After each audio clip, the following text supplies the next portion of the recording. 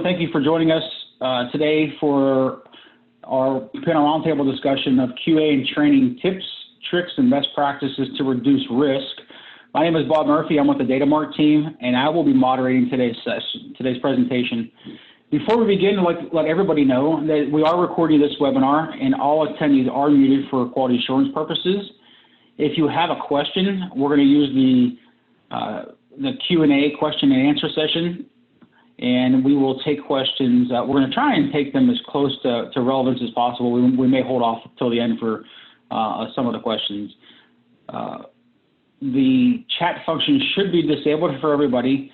But again, if you have a question, if you want to kind of get in and have an inline discussion about some of the topics we're going to talk about, feel free to go ahead and fire your question in there, and we'll take it just as quick as we can.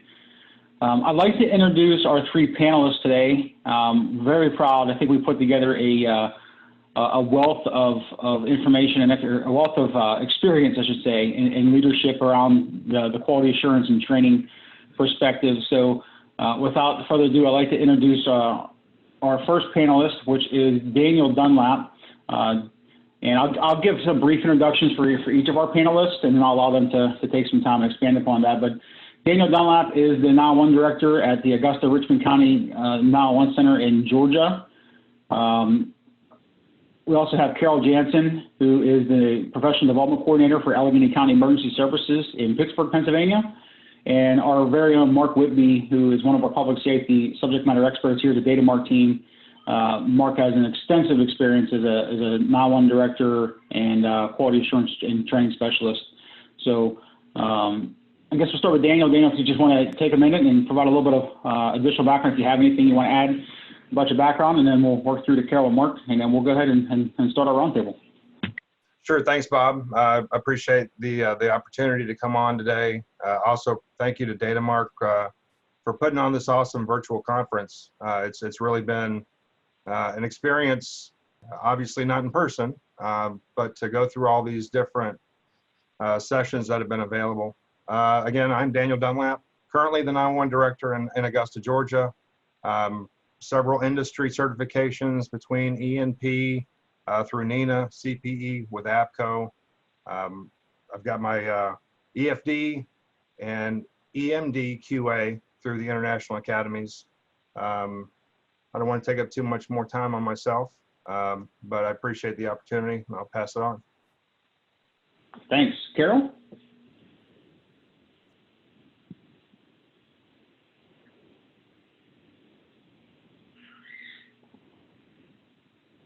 No, looks like Carol's muted. We'll give her a second to get squared away. Mark, you want to go ahead and give us a little background? Sure thing. My name is Mark Whitby. I'm a ENP as well, and I've spent 21 years in multiple PSAPs. I started as a call taker, worked my way up all the way up through director, and I've been a training coordinator, so I've been involved a lot with training, quality assurance. I was EMD and EFD certified, and I was also an AQUA instructor through the National Academy. And I also am a QA consultant with Replay, so I do QA on the side. So thank you very much. Great. And Carol. Okay, can you hear me this time? I'm sorry. Yeah, we got you. Okay, thanks. Sorry about that. As Bob said, my name's Carol Jansen. I'm from Allegheny County Emergency Services. We're located in Pittsburgh, Pennsylvania. I'm the professional development coordinator for our agency, which includes quality assurance and training. And I appreciate this opportunity. Thank you.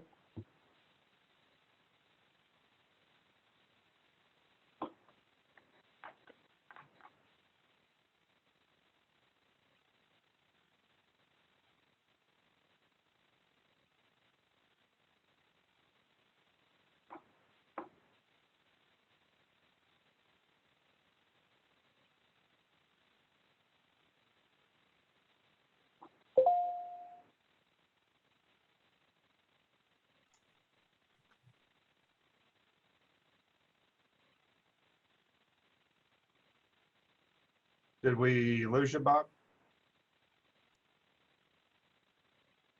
Oh, you did lose me. I'm over here talking away. Sorry. Oh, I said, so I did the same thing. So Carol was muted and I was muted. Sorry about that, guys. I'll say it. I thought it sounded pretty good too, but you couldn't hear me. So what we put together early this session was that each of us have had the opportunity to either lead or manage training and quality assurance departments. But equally important is we've had the opportunity to sit in the seat as a dispatcher. I think each of us have started as a dispatcher and really experienced some of the pitfalls or some of the challenges that come with QA and training. And how do we motivate our team members? How do we develop complex systems and accomplish employee motivation but overall reduce risk and liability that we open ourselves up to? So that's really the basis of our panel discussion this afternoon.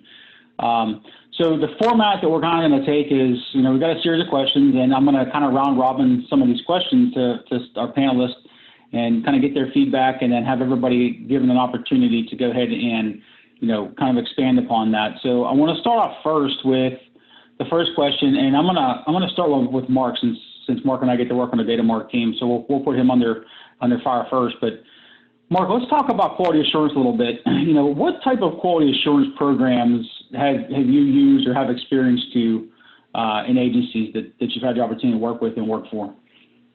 All right, thanks, Bob. I've basically ran the gambit. My first agency, we did no QA at all. We were a police-only agency, smaller agency, and the only time we ever QA'd anything was when there was a complaint, and we would listen to a phone call or we would listen to a radio transmission. Then my next department I moved to, we dispatched police, fire, and medical, and we were EMD certified. So we did do EMD certifications, we did do EMD QA. And then as I moved through different departments in different counties, it got more expansive. So my last agency with Pinellas County, we were EMD and EFD certified. So we used the Aqua program, we did random, we used 3% of our calls, and we had a QA team. So we had about 3 full-time people, and then we had probably 4 part-time people that would do QA. And then I was QAing the supervisors, because supervisors usually don't get QA'd if they take any calls. So I was kind of like Sweden, I was neutral. I wasn't in their chain of command. And they also they had their own version of QA for law enforcement. But again, even at Pinellas County, we did not QA the radio. So that's one big thing I've noticed, that a lot of agencies forget to QA the radio, which is important to make sure we're following our procedures, our protocols, and making sure we're giving the responders the information in the order they need it, and we're receiving it from them in the order that we need it to match up with our CAD systems. Right. So you've had it sounds like a wealth of experience with some different systems there. I'll kind of kick over to Daniel if you have anything to add there, or you can give us some experiences about what you worked with and what you've seen. Sure. Well, first, Mark, you said QAing the supervisors. The supervisors don't answer calls. I'm teasing. Yeah, right. As we know, they're working just as hard as everybody else, or they should be. So I've been experienced in using everything from just an individual in-house to do QA, to also using an external vendor, also kind of doing a little bit of both. As we talked about these high priority calls that may occur that need some specific attention when those occur, outside of maybe using an outside. Currently here in Augusta, I actually use 2 outside vendors to perform QA, one for EFD and the other one is performing our call taking, and we're going to be migrating toward doing some of that radio dispatch QA, which like you said is overlooked, and I know it's important. So that's currently what we're doing. Great. And I went ahead and launched a poll question, guys, and I admitted that earlier, but we're going to send some polls out through this to help us drive the conversation. So poll question out right now for everybody is, how do you feel about QA in your agency? And Anthony sent us some feedback there, and he's 100% correct that the poll should have included a section for no QA. And that's a great point, along those lines. And Carol, I don't know if you have anything you want to add about the type of QA programs that you're using up there, in Allegheny or any of the regionals that you had experience with. Sure. Currently, we have a independent vendor that we use. It's called QAES. So that's our primary QA, where we go through our reviews and that and get our statistics. We did use Aqua for a long time. We stepped away from it temporarily. We're probably going to get back into that, but right now we're doing QAES for everything. It's a great program. Yeah, and it is. And I should say for the folks on the session here is I have a unique opportunity, some experience with each of our panelists. In fact, you know, so some folks know Carol and I worked together for a long time in Allegheny County, and you know, Mark and I have worked together for the past year and a half, 2 years or so here at DataMark. And then Daniel and I actually kind of follow one another. Where Daniel was the former communications chief in Florida, where when he left and moved on to Augusta, I actually came in behind him and had an opportunity to follow in his footsteps. So yeah, each of the systems that they've had the opportunity to work with, I've had to experience with, and I really like each of those systems independently to one another. So great feedback, and it's interesting to see the polls, and this is encouraging, folks. I'm going to go ahead and end the polls for a second and try and share out the results to everybody. But what's interesting is there's something we don't see quite often is that when we ask folks how they feel about QA in their agency, the overwhelming majority of the folks that responded to us here today said that it's great and that they appreciate their QA reviews, which is, I think maybe I speak for the folks on the panel here, is that's super encouraging for us, because all too often our quality assurance programs are kind of seen as punitive, right? And is from a discipline perspective. So super encouraged to see those results, and that's great.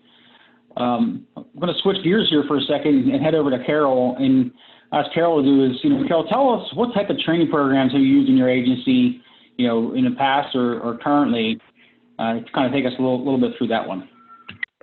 So currently, right now, for everybody that starts with our agency starts as a call taker, we do academic training in the classroom. It's 8 weeks, which is long, but it's very extensive.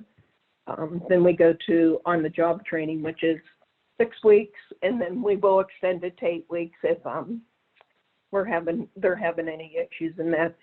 Our quality assurance, we have quality assurance and lead instructors for the classroom, but everybody does quality assurance in our department. So once they're released off of on-the-job training, our QA team, we usually have typically a class of 18. They take those individuals and they become mentors to them. They meet with them almost 3 times a week, 2 to 3 times a week. They review their calls, they go over stuff. I think we all know that when a trainee goes on their own after their training, but they go on their own, other people are telling them, no, do it this way. Other people are telling them, do it that way. They're confused, to be quite honest. They don't want to get in trouble. They're new. So our team really plays a huge role in that, to help them get in there and get more experience. And we do that approximately a month to up to 6 weeks. So it really works out well. After those 6 weeks are completed, then they become part of the normal random rotation of quality assurance. Great. I love how you ended there with the fact that it then supports the quality assurance program. Let's switch gears. Let's go back over and I should say switch gears, but Daniel, if you take us through, really the same question is talk about your training program there. Sure. Kind of similar to Carol, when we bring folks in, they are in a classroom environment for approximately 6 weeks, and that's to go through everything from policies and the procedures, guidelines, geography. CAD training is vital because there are so many different ways of doing so many different things within CAD. One thing that I do know that we appreciate is we even have some of our individuals on the floor, call takers and communication officers, who will come in to do some of the specific classes, whether it's high priority calls or specifically on call taking, They'll play scenarios of previous calls that have occurred. So after they complete that 6 weeks, they'll go on the floor with an individual CTO.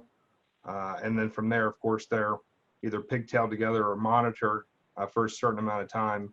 We have multiple law enforcement talk groups, so they're having to move from position to position. And of course, we're dispatching for fire as well. So it could take up to past 6 months. I know one thing that's important too. If you have somebody that's kind of teetering, you know, it could be stressful, obviously, on the individual. It could be stressful on the CTO. But I don't think it's necessary you want to just cut and move on because of how much time you've invested into that person. So that's another thing that we definitely take into consideration. Great. And I know, Mark, you know, you've had your experiences there. Anything outside of what Carol and Daniel have been able to share with us so far? Yeah, I think classroom training is really, really important. Some agencies have the ability, like Carol was talking about, to have an 8-week class where some agencies don't. And I was kind of spoiled at Largo PD where I worked because I was the training coordinator. I had my trainees in a 6-week classroom training. So I had them. I would bring in trainers to do different classes. I brought in officers. I brought in some of our support staff to do classes. And then they went into room and went into on-the-job training with the CTO. When I switched departments and went to Temple Terrace and we did police, fire, medical, we didn't have a classroom. We didn't have computers set up. We didn't have the staffing to pull someone out. So we started a 2-week class, but we didn't have a training CAD. So everything we did in CAD was if you hit the wrong button, you could put in a live call. So we had to be real careful. But you know, nowadays classroom training is important. They need that academic to be able to understand how things work. If you have a training CAD, you can use that, get a lot of practice, repetition, putting in calls, going through different scenarios. Some states now have state certifications where you have to go through certain classes. Some agencies are using online training to get through some of this stuff before they move into OJT. So it's very beneficial, I think. But it does, like Daniel said, it does take a long time to get them through if there's multiple radio channels, multiple call taking. Pinellas County, we had law enforcement call takers, and then they got promoted to 911 operators. And then after a year, they could get promoted up to radio, but we had 5 different radio channels to go through. So it takes some time. Yeah, it's funny, Mark, you talked there about, you know, working in the system where you can accidentally insert a call into a live system. And I can say honestly that, you know, going back to my time in Allegheny, I think Carol can attest, we've experienced that in the past where we've accidentally put calls through to live CAD sometimes, or the time we built a simulation lab and our CPE was live. So I went ahead and put out another poll question there. Had again a great response back to that. You really circling around, kind of gauging your experiences there. Does your agency have a standardized and structured training program? Again, incredible to see, you know, 63% of the respondents there indicating that they do have a standardized and structured training program. But I think it's equally important for us to recognize that we certainly know that some agencies don't have that quite yet. But what happens all too often is really response 3 is that yes, but we adjusted to meet staffing needs. And that might be, you know, an offline conversation that we probably didn't have planned today was, you know, what does that look like when we talk about risk and we talk about liability when we adjust our training programs to meet an operational need? You know, are we doing that as a service or a disservice to our team members? And I'd like to hear a little bit from the panel, you know, from the panelists here on kind of what you guys feel about that.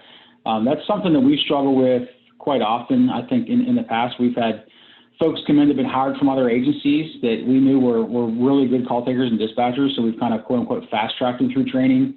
But contrary to that, and I think Daniel hit this earlier, is, you know, the need to sometimes slow training down or readjust the way we approach things or training format to meet a specific need. So, you know, if you guys have anything to add on that, you know, certainly willing to jump in there, but I won't put anybody on the spot. But that's, again, I think these numbers are pretty consistent with, I think, what we kind of expected to see. So Bob, you were talking about other dispatchers or call takers from other agencies that come in, and you know that we used to adjust the training Yep. because they had pre-experience.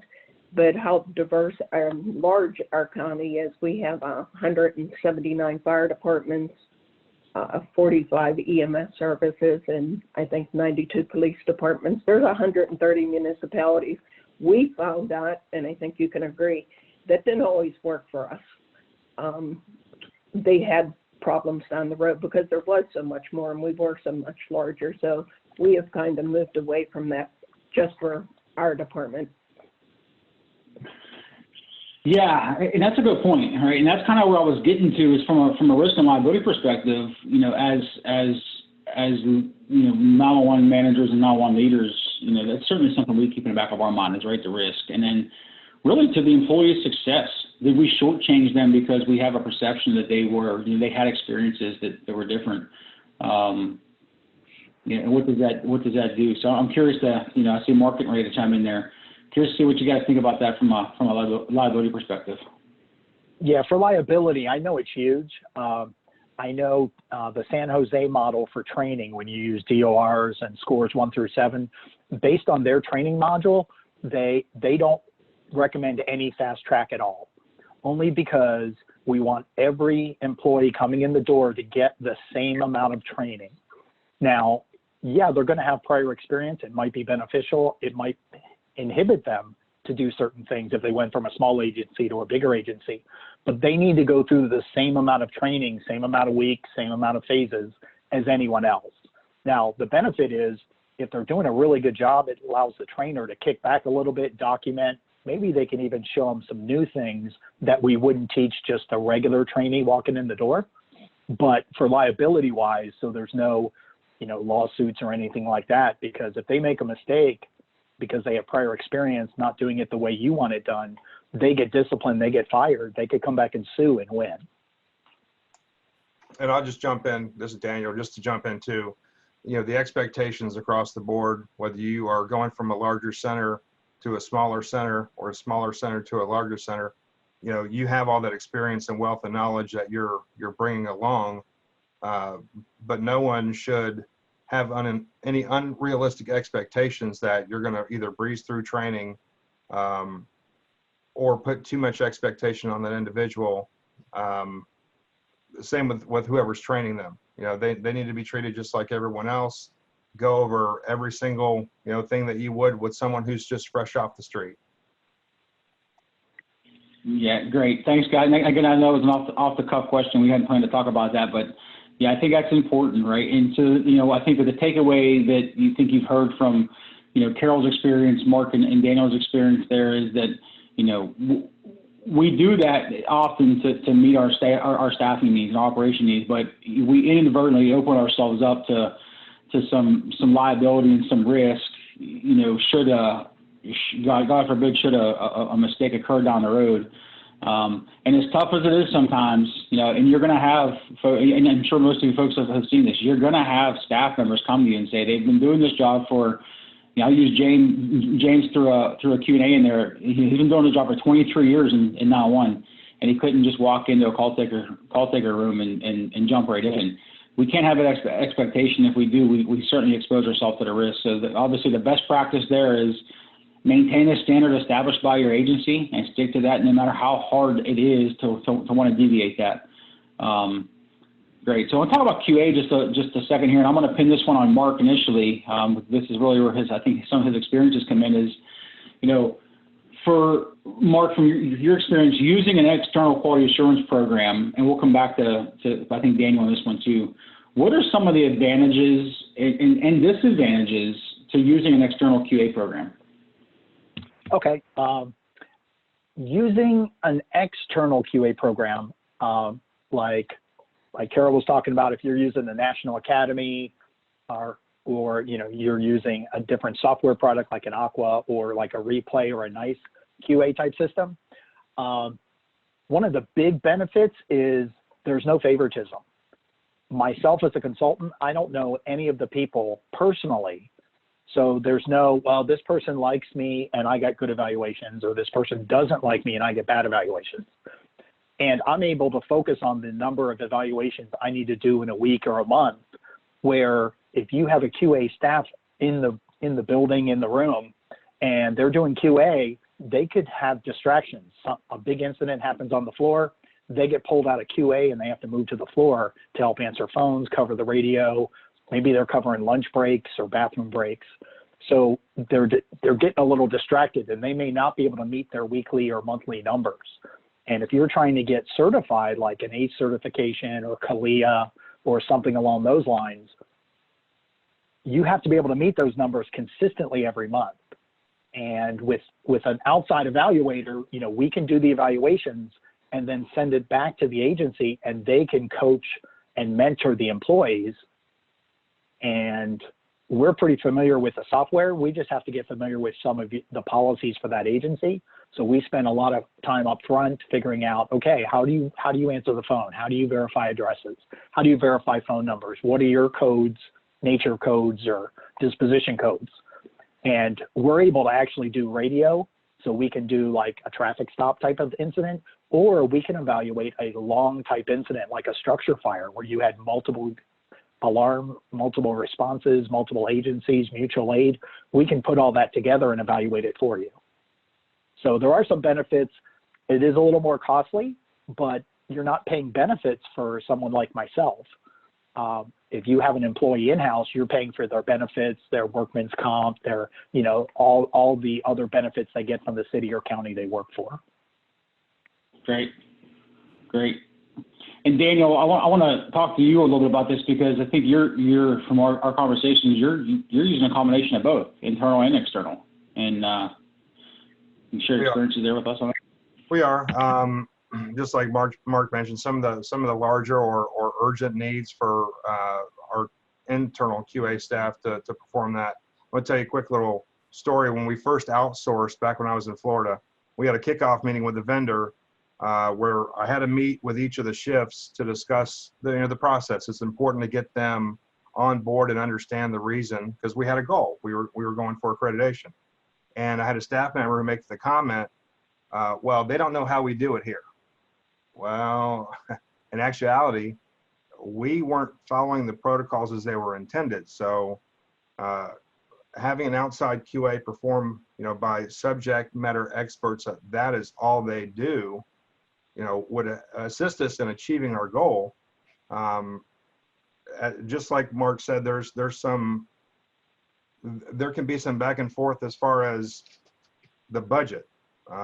It may be leadership has to go back and sharpen their pencils when it comes to, is it cost effective to outsource this, or do we just use our own internal, staff to do it?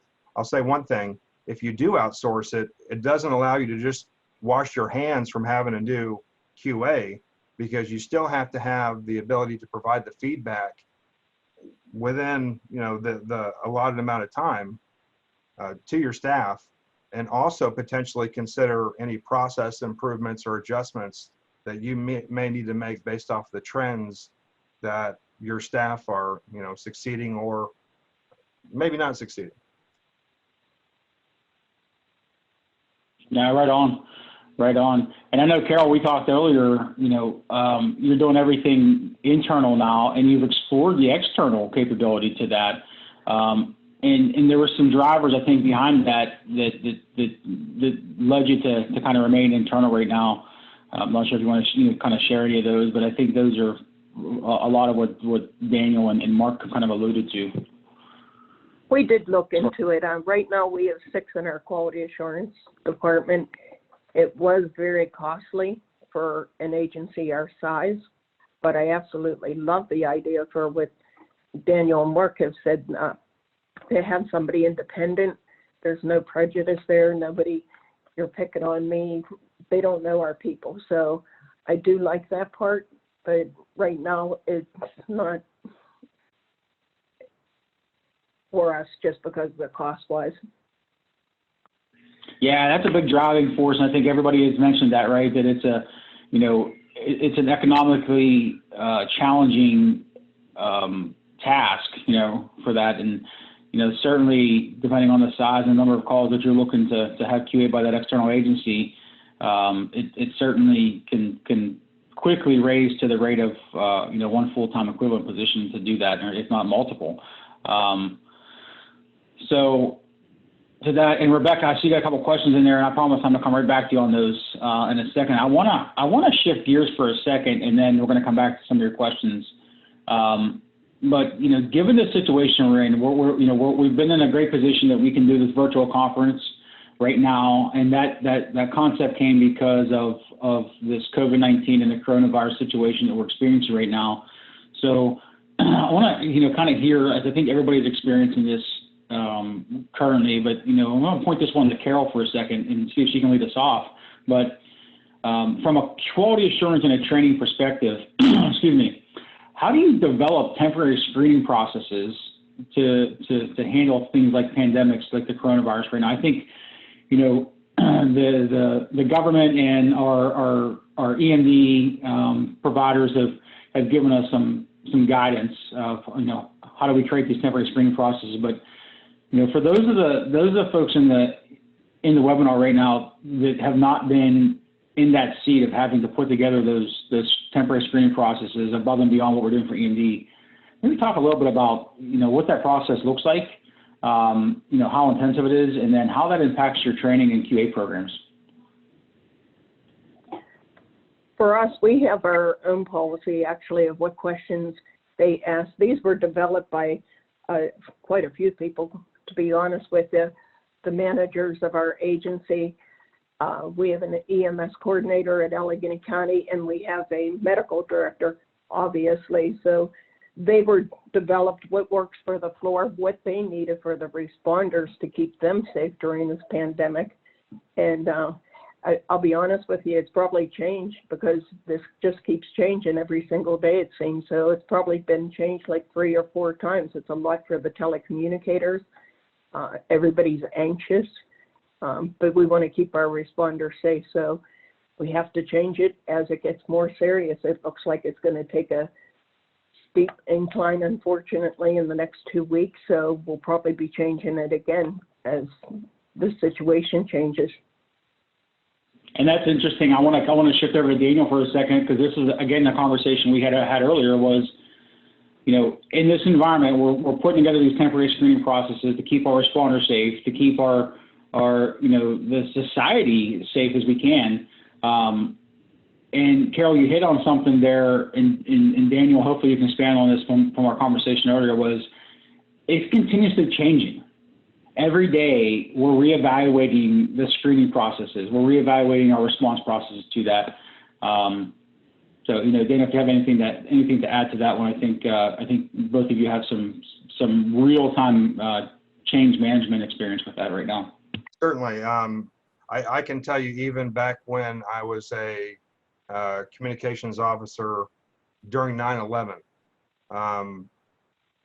one really cool thing for me was being on the floor, but I was pulled in to assist with our leadership and some of our first responders in the field to develop some special operations types call screening, because every time you turn around, someone was grabbing a gallon of milk and there was a white powdery substance around the cap. Well, we all knew that was dried milk, but we were getting so many of these white powder calls.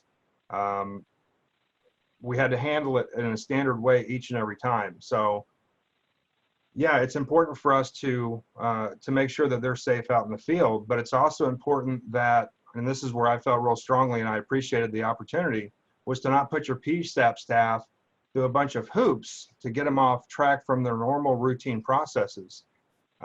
So when you implement these temporary processes, it's very important to make sure everyone understands the why we're doing the screenings, and it's important to show them how to do these processes and to review and provide them feedback as these situations evolve. As we know, what we're doing this week, and as Carol mentioned as well, we might be doing something totally different next week. Yeah, absolutely. And Mark, kind of round that out, as a third-party quality assurance consultant to a number of agencies, I know some of your agencies are right in the hot seat of this pandemic. like many others.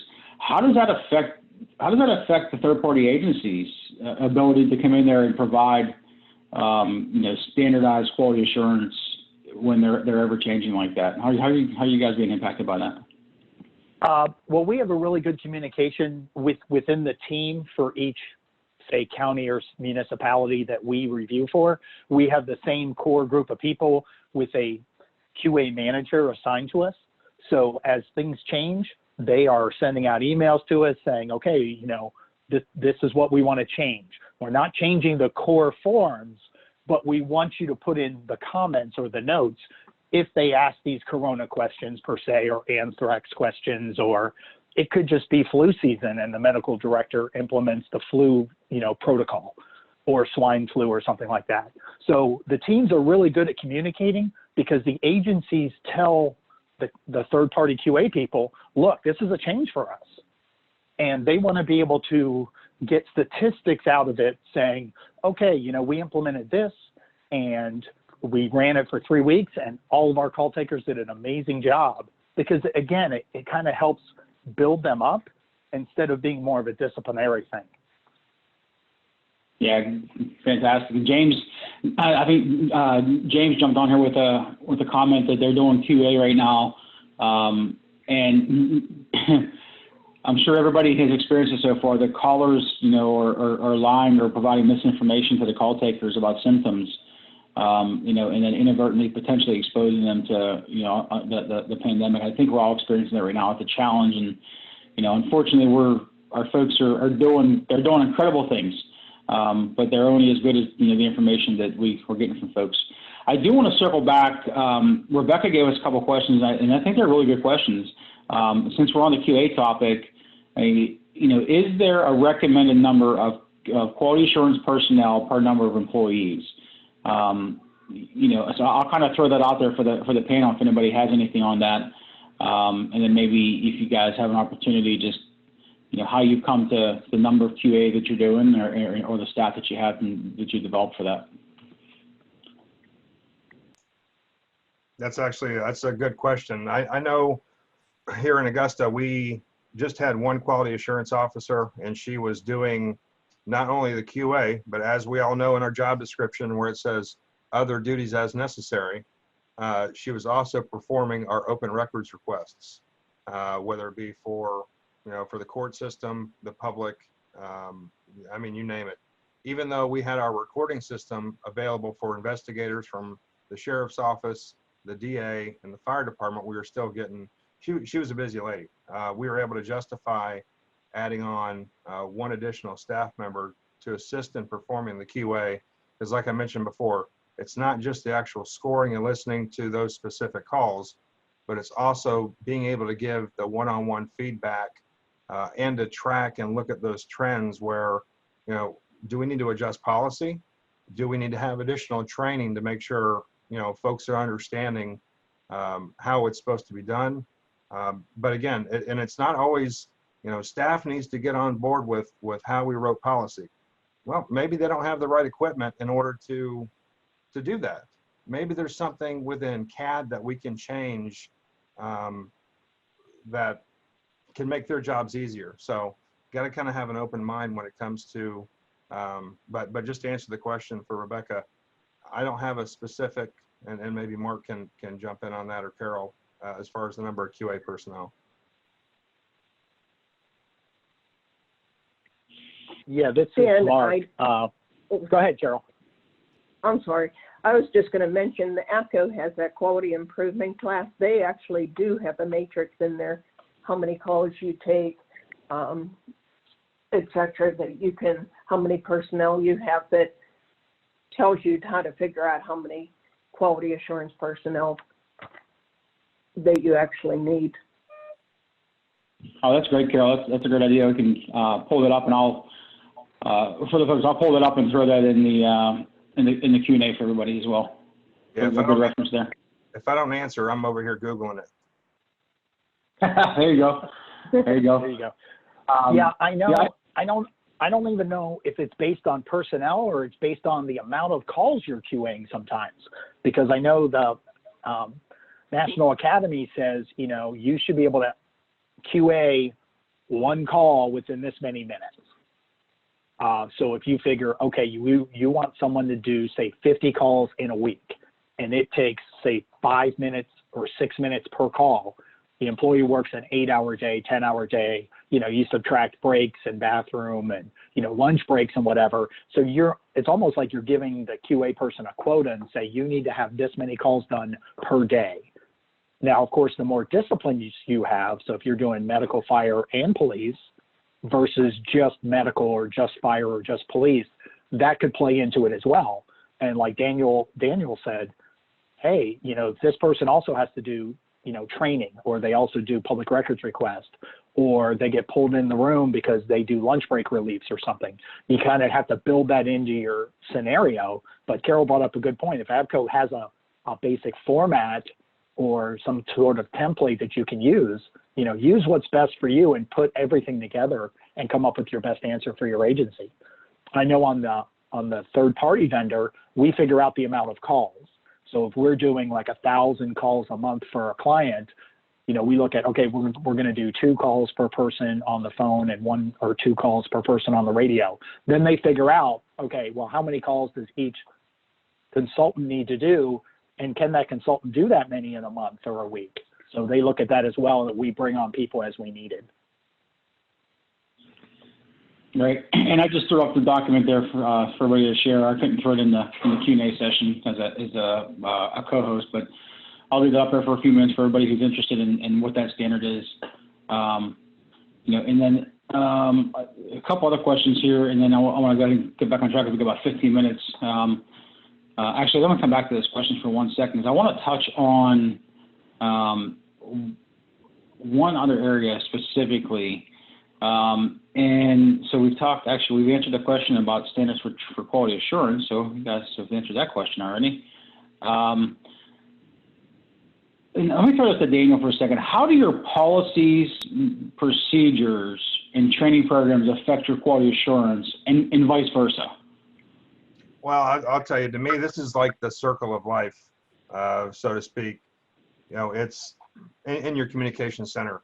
So if you have out-of-date policies or policies that some staff may recall as it used to be, the way things used to be or were, AKA they're not up to date with current directives, any policy changes that have been sent out via like email but have not been incorporated into official policy, or a total lack of policy, you know, these all impact the way our staff performs. And this is how we become inconsistent between individuals, shifts, and the center as a whole. So if we're not giving them clear and correct direction on how they're to perform with our policies, we're not doing any good. And of course, our training program should be based on policy and procedure. So if the performance is based on training, which is based on the guidelines and policies that are incorrect, well, you know, what are we doing? So when we go to review that performance via quality assurance, you know, are they being trained incorrectly? Did they pick up bad habits along the way from other staff?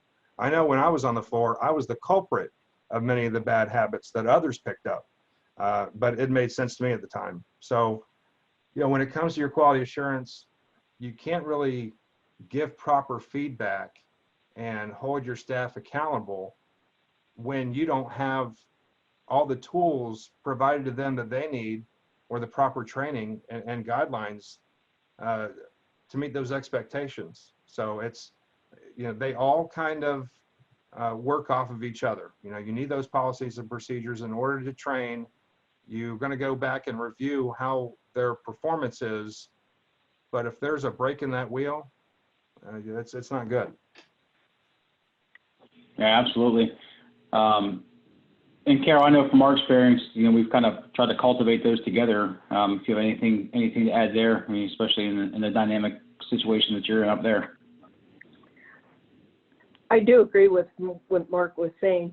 One thing is our agency, our managers and management division, I think they do a really good job about that, is updating. Emails will go out, but it's always followed with the policy, and that there's rarely any dupes. The only thing you have to be careful by human nature, some people just like to print policies. That can become problematic because they're still working off of the old printed copy and not the new one that was sent out 3 days ago. So that's one thing we have to watch for. And I do understand that, but we have to keep an eye out for that too. Yeah, absolutely. That's always been, at least I know that's been an experience, and it's kind of funny that, Carol, you brought that up because it happens more often than not, and I'm sure a lot of folks in the audience can kind of attest to that, is that you always have that individual that either A, finds the policy from 2 revisions ago, or you're working through, we used to use a system called Power DMS, and I can thank Daniel for that system, but sometimes the workflow would bite me, kind of bite me in the rear end sometimes. Would update a policy and move it through the workflow and not publish it. And of course, somebody was always, I was referred to them as the Power DMS Nazis, that they knew exactly what the policy was and where it was. And we had communicated the change, but didn't communicate or didn't affect the broadcast of the message in our electronic system. So that's certainly a challenge. We've got about 12 minutes left, and I think it's important that we talk a little bit about really motivation of the team members, because a lot of the conversations that we have with our team members, and as we kind of walk across the aisle per se, is quality assurance historically is kind of seen as punitive. It's a necessary evil to reduce risk and make sure that we're in a line with our policy and procedures, but we're doing the best that we can for everybody to be successful. So what practices do you use to motivate your team members? And I'm going to kick to Daniel for a second, because I think everybody can really get a lot of things out of some of the things that Daniel has done and continues to do to motivate his staff. And I'd love for him to share that with the folks. Well, thanks, Bob. It's always challenging in our industry, because anytime one thing negative happens, it almost paints that broad brush over all of us. And it's so easy sometimes to just focus on the negative, what could have been done differently. But it's important to recognize the staff, whether it's something they did on a specific incident or just, as we say, quote unquote, just doing our jobs. But that doesn't mean just because you're doing your job, that does not mean it doesn't need to be recognized, not recognized, if you will. Sorry for the double negative. But, it's not only easy to do, but it's important. If there are award programs, either in your state, and I know there are nationally, put your staff in for it. If you're the director or the leader, that doesn't mean that you have to be the one to submit. Involve your other staff.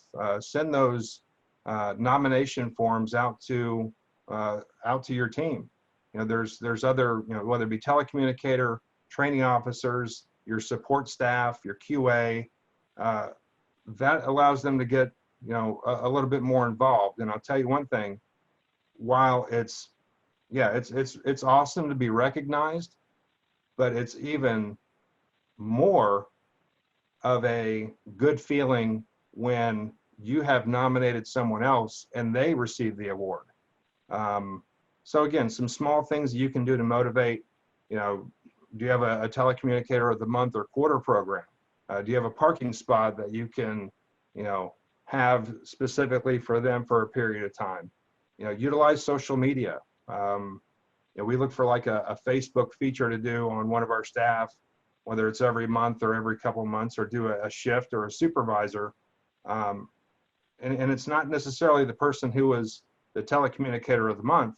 You might have other metrics you can use, that this person answered the most 911 calls, or anything to kind of put it out there. If an employee's been with the center for 20 years, celebrate that. That's a major achievement, especially in our career. You can reach out to your local media if you have a good relationship. Heck, even if you don't have a good relationship with them, reach out, because they're always looking for feel-good stories. And right now, they're looking for any feel-good story they can get. So, we always hear about how our county commission and our city councils, they don't know what we do. So get out in front of them, when you have the opportunity. When anyone is recognized, make sure, that information gets out, you know, whether it be to your mayor, your county commissioners, what have you. So, but I'll tell you one other way that's really important to motivate them is you have to show them that you care about the critical tasks they perform and solicit their feedback. Those are important things to, you know, to listen and be there. Yeah, thanks for that. And for those of you who may not have ever had the opportunity to follow Daniel and what's going on in Augusta there, I highly encourage you plug in, follow their Facebook page, you know, watch the local media there. And Daniel does an incredible job of recognizing his team members there. I know that's very tough. Appreciate it. So, yeah, absolutely. You know, Carol or Mark, if you have anything, we've got about 7 minutes left, and we will have to stay on time on this one because there's a couple back-to-backs. But there's a couple questions. If you guys have anything you want to add to that, certainly by all means go in. If not, I do want to tackle a couple questions from Rebecca, Tina, and James because I think they're imperative to kind of our conversation right now. No, I think Daniel hit all the right things because again, you know, you got to engage the employees and empower them that they are part of this team. And it's like Daniel said, it's not always the director that puts employees in for awards. It's coworkers putting in things for coworkers because that, when it comes peer to peer, that's huge.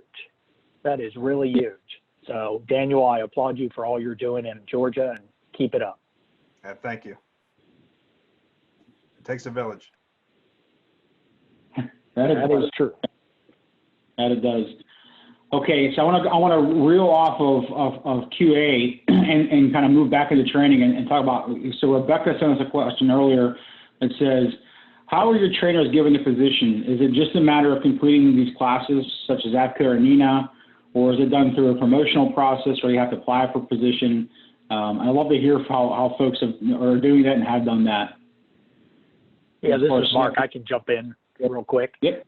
We always had trainers put in for promotion.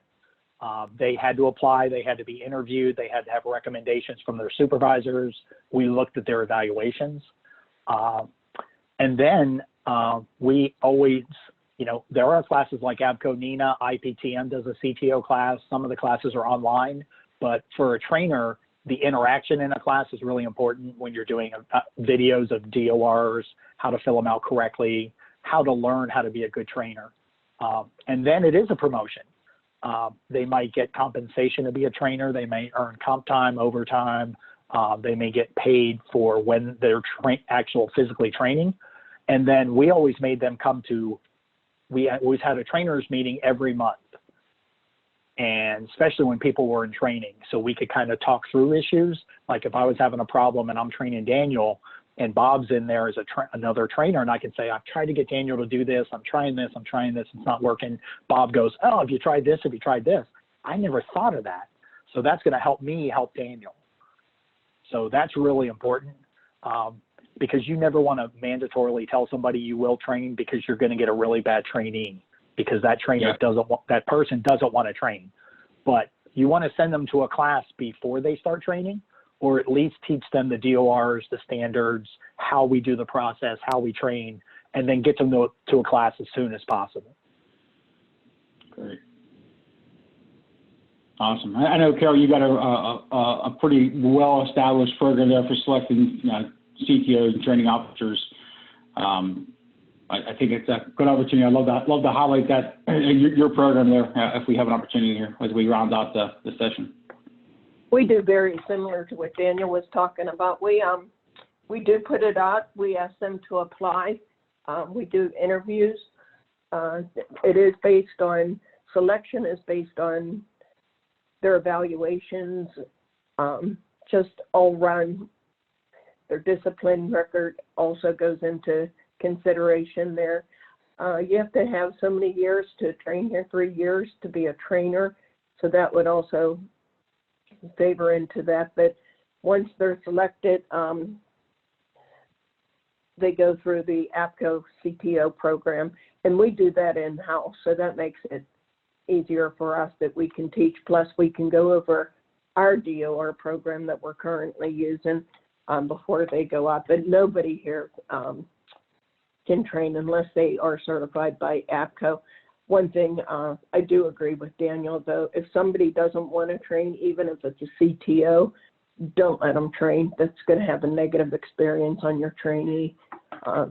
People turn it down once in a while, circumstances in their life, or maybe just at night when you're trying to use them as a fill-in. So I agree with that, Daniel. That's a good point. Yeah. And I want to be mindful, again, sorry to be mindful of the time, guys, but we're wrapping up.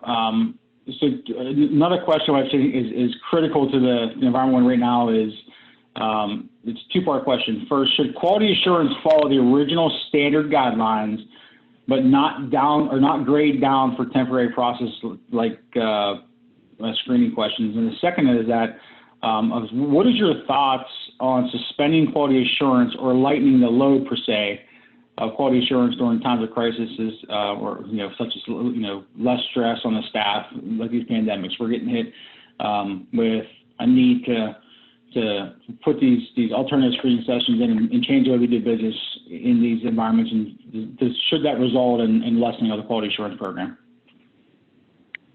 And I'll throw it out to Ms. Daniel on the last one. Give Daniel a minute here to talk about that one. That's a really good question from Tina regarding it. My honest opinion, I see number one, lighten the load of your QAs, because your staff are already stressed to the max with having to do so much. They're worried about their first responders. They're worried about themselves, their families. Lighten this load.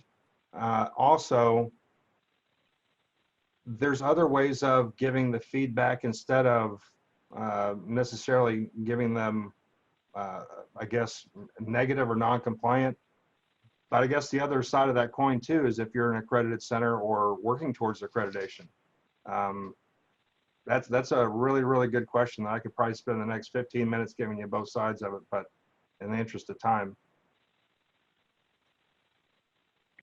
Yeah, I think, and to that, I think you've got to do what you got to do to meet your operations without lessening or without introducing exposure to your teams, and only you're going to know what that looks like, right? And working with your folks to accomplish that. And I hate to do this, so we got 1 minute left, but I just want to take an opportunity and do a couple of things. And first off, thank the panelists so much for taking time with us. And secondly, thank each of you. If you have some additional questions, certainly reach out to us at DataMark or reach out to the panel and give them an opportunity to get you some feedback. But beyond that, thank you guys so much for spending time with us. It's been an absolute pleasure for us. And hopefully we've given you some things to think about as we move along in this time. But beyond that, thanks for your time. And thanks for everything that the folks are doing for us and doing for your communities. So on behalf of DataMark and everybody on the panel here, thank you all very much. Have a great day, and please stay well. Thank y'all. Thanks, Marcy. Go Gators. Thank you. Thank you.